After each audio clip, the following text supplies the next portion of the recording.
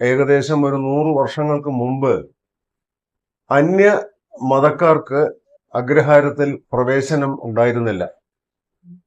അതിന്റെ പേരിൽ ഇവിടെ കൽപ്പാത്തി സമരം എന്ന് പറയുന്ന വളരെ പ്രശസ്തമായ ഒരു സമരം തന്നെ നടന്നു. അത് ചരിത്രത്തിൽ ഇടം നേടിയ ഒരു സമരമാണ്. അതിൽ ഒ വി വിജയന്റെ മുത്തശ്ശനായിരുന്ന കെ ചാമി, ജോൺ കിട്ട എന്നിവരെല്ലാം ഇടപെട്ട വലിയ സമരമാണ്. ആ സമരത്തിൽ അവർ വിജയിച്ചു. അങ്ങനെ അന്യ മതക്കാർക്ക് കൽപ്പാത്തിയിൽ പ്രവേശിക്കാം എന്ന അനുമതി കിട്ടി. ഒരുപാട് ഈ കായികമായിട്ടുള്ള ബലാബലങ്ങൾ വരെ ഇടപെട്ടിട്ടുണ്ട്. വെടിവെപ്പ് വരെ നടന്നിട്ടുണ്ട് എന്നാണ് ഞാൻ കേട്ടിട്ടുള്ളത്. കൽപ്പാത്തി രഥോത്സവം അടുത്ത ദിവസം തുടങ്ങുകയാണ്. കൽപ്പാത്തി രഥോത്സവത്തെ സംബന്ധിച്ചിടത്തോളം ഇന്ന് പാലക്കാടിന്റെ ഏറ്റവും പ്രധാനപ്പെട്ട ഉത്സവമായി മാറിയിരിക്കുന്നു. നാനാജാതി മതസ്ഥർ ഒരുമിച്ച് ആഘോഷിക്കുന്ന പ്രൗഢ ഗംഭീരമായ ഒരു ആഘോഷമായി മാറിയിരിക്കുന്നു. എന്നാൽ ഒരു കാലത്ത് പിന്നോക്കക്കാരെ പിടിക്കാതിരുന്ന ഒരു കാലഘട്ടം ഉണ്ടായിട്ടുണ്ട്. ടി കെ ശങ്കരനാരായണൻ സാറാണ് എൻ്റെ കൂടെ ഉള്ളത്. കൽപ്പാത്തിയുടെ കഥാകാരനാണ് അദ്ദേഹം. ശങ്കരനാരായണൻ സാർ, ഇപ്പം കൽപ്പാത്തി രഥോത്സവം തുടങ്ങിയാണ്. മതസൗഹാർദ്ദത്തിന്റെ പ്രതീകമായി മാറിക്കഴിഞ്ഞിരിക്കുന്നു കൽപ്പാത്തി രഥോത്സവം. എന്നാൽ ഒരു നൂറ്റാണ്ടിന് മുമ്പ് ഇവിടെ പിന്നോക്കക്കാരെ ഇങ്ങോട്ട് കയറ്റാതെ അങ്ങനെ വലിയ സമരങ്ങളൊക്കെ നടന്നു. കൽപ്പാത്തി രഥോത്സവം ഇപ്പോ പൂർണ്ണമായിട്ടും ഒരു മതസൗഹാർദ്ദത്തിന്റെ ഉത്സവമാണ്. പ്രത്യേകിച്ചും ഈ സോഷ്യൽ മീഡിയ ഒക്കെ വന്നതോടുകൂടി ലോകത്ത് എവിടെയിരുന്നും ആളുകൾക്ക് ഇന്ന് രഥോത്സവം കാണാം. വളരെ വളരെ വർഷങ്ങൾക്ക് മുമ്പ്, ഏകദേശം ഒരു 100 വർഷങ്ങൾക്ക് മുമ്പ് അതായിരുന്നില്ല സ്ഥിതി. അന്യ മതക്കാർക്ക് അഗ്രഹാരത്തിൽ പ്രവേശനം ഉണ്ടായിരുന്നില്ല.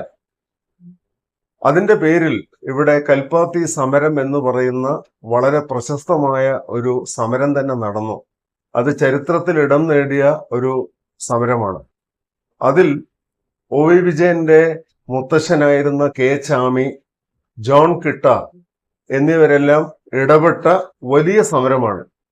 ആ സമരത്തിൽ അവർ വിജയിച്ചു. അങ്ങനെ അന്യ മതക്കാർക്ക് കൽപ്പാത്തിയിൽ പ്രവേശിക്കാം എന്ന അനുമതി കിട്ടി. ഈ സമരത്തിന് ആസ്പദമായ എന്തെങ്കിലും സംഭവം ഉണ്ടായിട്ടുണ്ട് സാറേ? വലിയൊരു വ്യക്തി ചോദിക്കുക. ഇവിടെ ഒരുപാട് ഈ കായികമായിട്ടുള്ള ബലാബലങ്ങൾ വരെ ഇടപെട്ടിട്ടുണ്ട്. വെടിവെപ്പ് വരെ നടന്നിട്ടുണ്ട് എന്നാണ് ഞാൻ കേട്ടിട്ടുള്ളത്. അപ്പൊ അതിന് ആധികാരികമായിട്ടുള്ള ഗ്രന്ഥങ്ങളിൽ നോക്കിയാൽ കിട്ടും. എനിക്ക് തോന്നുന്നു മറ്റേ മലബാർ മാനുവൽ എന്ന് പറയുന്ന, അതെ അതെ അതെ, വാരാന്ത പതിപ്പില് മലബാർ മാനുവൽ, വില്യം ലോഗൻ എഴുതിയ മലബാർ മാനുവൽ കൽപ്പാത്തി സമരത്തെ കുറിച്ച് പറയുന്നുണ്ട്. അപ്പൊ അങ്ങനെ അതോടുകൂടി അന്യ മതക്കാർക്കും അഗ്രഹാരത്തിൽ പ്രവേശിക്കാനുള്ള അനുമതി കിട്ടി. അവർ പ്രവേശിക്കാൻ തുടങ്ങി. പക്ഷെ കൽപ്പാത്തി രഥോത്സവം എന്ന് പറയുന്നത് ഒരു ദേശീയ ഉത്സവമാണ്. നാഷണൽ ഫെസ്റ്റിവൽ എന്നാണ് അത് അറിയപ്പെടുന്നത്. അത് ഇപ്പൊ തൃശ്ശൂർ പൂരത്തിന് നമുക്ക് ജാതി മതം ഇല്ലല്ലോ, അതുപോലെ തന്നെയാണ് കൽപ്പാത്തി രഥോത്സവത്തിനും. സാറേ, ഇടപെട്ട് ചോദിക്കാന്ന് വിചാരിക്കരുത്. ഇപ്പൊ പുതിയ തലമുറ അറിയുന്നുണ്ട്, പുതിയ പല വായനക്കാരൊക്കെ സാറിന്റെ ഇന്റർവ്യൂ കാണുന്നവരൊക്കെ ആദ്യം വിചാരിക്കും ഏറ്റവും കൗതുകകരമായ കാര്യം ഒ വി വിജയന്റെ മുത്തച്ഛൻ. എങ്ങനെയാണ് സാർ അതിനെക്കുറിച്ചൊരു വീണ്ടും അന്വേഷിക്കൊക്കെ ചെയ്യുകയും സംബന്ധിച്ചോളം ഒ വി വിജയൻ എന്ന് പറയുന്നത് നമ്മുടെ ഓരോ വായനക്കാരന്റെയും മനസ്സിലെ പ്രതിഷ്ഠ നേടിയ ഒരു എഴുത്തുകാരൻ. അതെ, അദ്ദേഹത്തിന്റെ പുസ്തകങ്ങൾ ഇന്നും അന്ന് ജീവിച്ചിരിക്കുന്ന പോലെ തന്നെ വായിക്കുന്നു. അത്രയും എന്താ പറയാ മാസ്റ്റർ പീസുകളാണ്, സാഹിത്യത്തിന്റെ മാസ്റ്റർ പീസുകളാണ്. കൽപ്പാത്തി സമരത്തെ കുറിച്ച് ഞാൻ ആദ്യം അറിയുന്നത് മലബാർ മാനുവൽ എന്ന പുസ്തകത്തിൽ നിന്നാണ്. പിന്നീട് ഞാൻ ആ സമരത്തെ കുറിച്ച് കൂടുതൽ അറിയാൻ വേണ്ടി ഗൂഗിൾ സെർച്ചിൽ പോയി. അങ്ങനെ ഗൂഗിൾ സെർച്ചിൽ പല ലേഖനങ്ങൾ ഈ കൽപ്പാത്തി സമരത്തെ കുറിച്ചുണ്ട്. അതിൽ നിന്നാണ് ഞാൻ മനസ്സിലാക്കുന്നത് ഒ വി വിജയന്റെ മുത്തശ്ശൻ ഇതിൽ പങ്കെടുത്തിട്ടുണ്ട് എന്ന്. ആ സമരം നടന്നു. അത് ചരിത്രത്തിൽ ഇടം നേടിയ വലിയ സമരം തന്നെയാണ് കൽപ്പാത്തി സമരം. അതിലവർ വിജയിച്ചു. അന്യ മതക്കാർക്ക് കൽപ്പാത്തിയിൽ പ്രവേശനത്തിന് അനുമതി കിട്ടി. പിന്നെ ഇപ്പൊ എന്താ വെച്ചാൽ കാലം മാറി. ഇപ്പൊ ആൾക്കാരൊക്കെ കുറെ കൂടി വിശാലമായി സോഷ്യൽ മീഡിയ ഒക്കെ വന്നതോടുകൂടി അവരുടെ കാഴ്ചപ്പാടുകൾ മാറി. അവർക്ക് കൂടുതൽ എക്സ്പോഷർ കിട്ടി. എല്ലാവരും കൽപ്പാത്തി അന്വേഷിച്ച് നടക്കുന്നു. ഇംഗ്ലീഷിൽ പറയാറുണ്ടല്ലോ, all the roads lead to Rome എന്ന് പറയുന്നത് പോലെ കൽപ്പാത്തി ഉത്സവം വന്നു കഴിഞ്ഞാൽ, രഥോത്സവം വന്നു കഴിഞ്ഞാൽ ആ കാറ്റിൽ നിന്ന് തന്നെ രഥോത്സവത്തിന്റെ ഒരു സൂചന നമുക്ക് കിട്ടാൻ തുടങ്ങും. വൃശ്ചികക്കാറ്റാണ് അത്. കൽപ്പാത്തി ഗ്രാമത്തിൽ തന്നെ താമസിക്കുന്ന ഒരാളാണല്ലേ? അതെ. അപ്പോ ഈ തേരിക്കാറ്റ് എന്നാണ് അതിനെ പറയുക. അത് തുലാം അവസാനത്തോടു കൂടി തുടങ്ങും ആ കാറ്റ്. അതും തന്നെ തേരിന്റെ ഫസ്റ്റ് വൈബ് തുടങ്ങുകയാണ്. പിന്നെ കടകൾ വരുന്നു, പിന്നെ അലങ്കാരങ്ങൾ ഉണ്ടാവുന്നു. അതെല്ലാം കൂടി 9 ദിവസത്തെ സംഗീത സാന്ദ്രമായ രാവുകൾ. പിന്നെ കൊടിയേറ്റം തുടങ്ങിയാൽ തന്നെ കൽപ്പാത്തി രഥോത്സവത്തിന്റെ ഫീവർ തുടങ്ങുകയും. അപ്പോ ഇന്ന് എല്ലാവരും all the roads lead to Rome എന്ന് പറഞ്ഞതുപോലെ ഈ കൽപ്പാത്തി രഥോത്സവം വന്നു കഴിഞ്ഞാൽ എല്ലാവരും എത്തിച്ചേരുന്ന, ജാതി മതഭേദമന്യേ എല്ലാവരും സൗഹാർദ്ദത്തോടു കൂടി എത്തിച്ചേർന്ന് ആസ്വദിച്ച് മടങ്ങുന്ന ഉത്സവമാണ് കൽപ്പാത്തി രഥോത്സവം.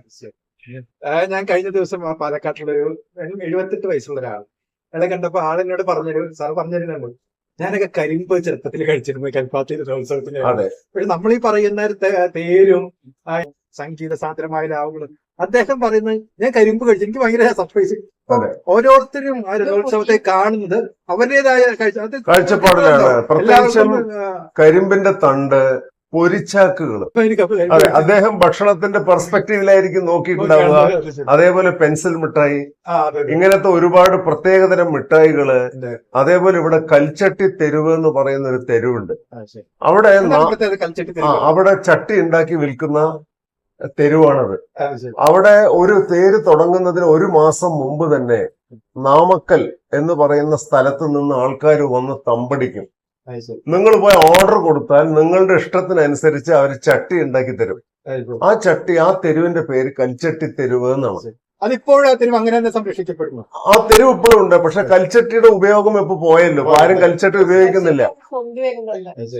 അതേപോലെ അതിനോട് ചേർന്ന് വേറൊരു തെരുവുണ്ട്, കൂഷണിക്ക തെരുവ് എന്നാണ് ആ തെരുവ് അറിയപ്പെടുന്നത്.